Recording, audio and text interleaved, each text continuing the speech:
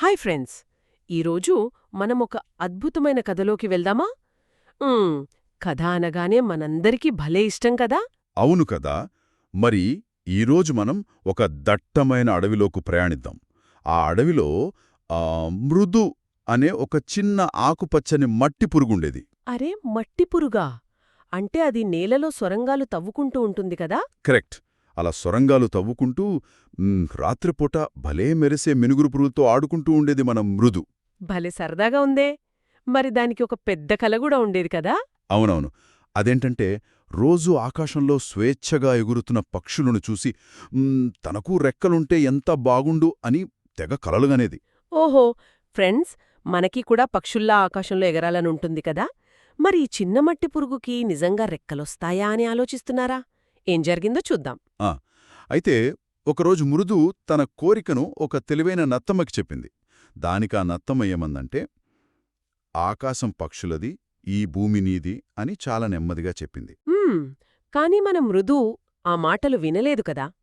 దానికి ఎలాగైనా ఎగరాలని ఆశ అలాగే ఉండిపోయింది. నిజమే. ఆ తర్వాత ఒకరోజు చెట్టుమీద 2 ఉడుతులు మాట్లాడుకోవడం మృదు వింటుంది. ఉడుతలా? అవేం మాట్లాడుకుంటున్నాయి?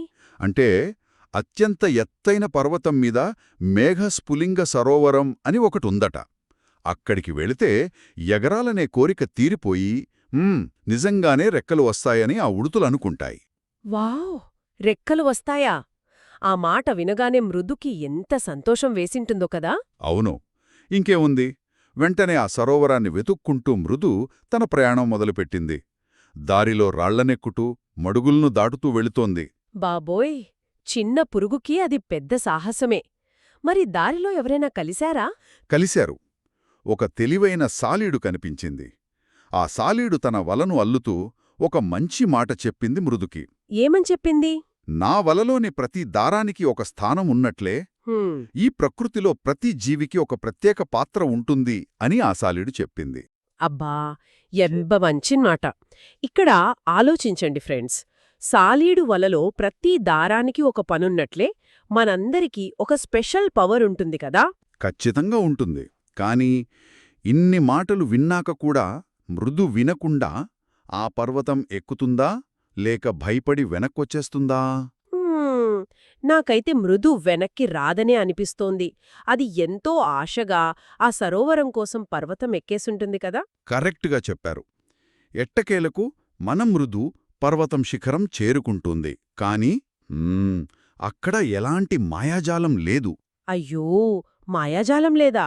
మరి అక్కడ ఏముంది? అది కేవలం ఆకాశాన్ని చూపించే ఒక అద్దంలాంటి నీటి మడుగు మాత్రమే. దాన్ని చూస్తే ఎలాంటి రెక్కలు రాలేదు. పాపం మృదుకి చాలా బాధేసుంటుంది కదా, రెక్కలు రాలేదని. అవును. కాని అక్కడే ఒక గొప్ప విషయం జరిగింది. మృదు ఆ నీటిలో తన ప్రతిబింబాన్ని చూసుకుంటుంది. అప్పుడు పక్కనే బలమైన గాల్లులను తట్టుకుంటూ గట్టిగా మట్టిని పట్టుకుని ఉన్న చిన్న చిన్న మొక్కలను చూస్తుంది. ఓహో! అంటే ఆ మొక్కలు గాలికి పడిపోకుండా గట్టిగా నిలబడ్డాయా? అవును. అప్పుడు మృదుకి ఒక గొప్ప పాఠం అర్థమవుతుంది. ఆ మొక్కలు అలా భూమిని గట్టిగా పట్టుకుని ఉండటానికి కారణం నేలలోపల మట్టి పురుగులు చేసే సొరంగాలే అని దానికి తెలుస్తుంది. వావ్! అంటే ఆకాశంలో ఎగరడం మాత్రమే గొప్ప కాదు, తన సొరంగాలతో భూమికి సాయం చేస్తూ గట్టిగా నిలబడటం కూడా అంతే గొప్ప అని మృదుకి అర్థమైందనమాట. సరిగ్గా చెప్పారు.